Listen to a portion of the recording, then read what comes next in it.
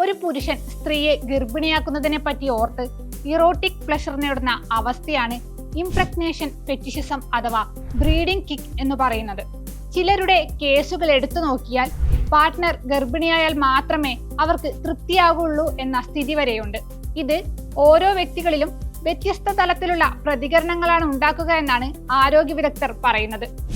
ചിലരെ സംബന്ധിച്ച് ഇത് വലിയ പ്രശ്നങ്ങൾ ഉണ്ടാക്കുന്നുണ്ട്. സാധാരണ ഒരു വസ്തുവിനോടോ ശരീരഭാഗത്തോടോ കാണിക്കുന്ന പ്രത്യേക തരത്തിലുള്ള ലൈംഗിക ആകർഷണമാണ് ഫെറ്റിഷിസം എന്ന് പറയുന്നത്.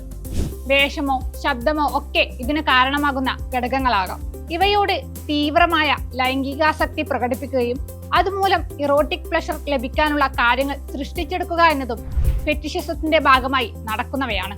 പൊതുവെ ഇത്തരത്തിലുള്ള രതിവൈകൃതങ്ങളെല്ലാം പെട്ടെന്ന് ചികിത്സിച്ചു മാറ്റാൻ ബുദ്ധിമുട്ടുള്ള ഒന്നാണെന്നാണ് വിലയിരുത്തപ്പെടുന്നത്. ഇത് ഒരു തരത്തിൽ സെക്ഷൽ ഡിസോർഡറിന്റെ തലത്തിലേക്ക് ഉൾപ്പെടുന്ന ഒന്നാണെന്നും ആരോഗ്യ വിദഗ്ധർ പറയുന്നു.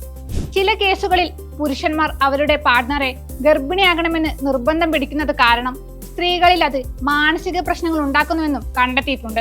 പങ്കാളിയുടെ ഭാഗത്തു നിന്ന് ഇത്തരം നിർബന്ധങ്ങൾ സ്ത്രീകളെ വലിയ സമ്മർദ്ദത്തിലേക്ക് എത്തിക്കുമെന്നും ആരോഗ്യ വിദഗ്ധർ അഭിപ്രായപ്പെടുന്നു. ഇത്തരത്തിലൊരു സാഹചര്യത്തിലേക്ക് എത്താൻ കാത്തു നിൽക്കാതെ അടിയന്തരമായി ആരോഗ്യ വിദഗ്ധരെ സമീപിക്കുകയാണ് വേണ്ടതെന്നും വിദഗ്ധർ നിർദ്ദേശം നൽകുന്നു.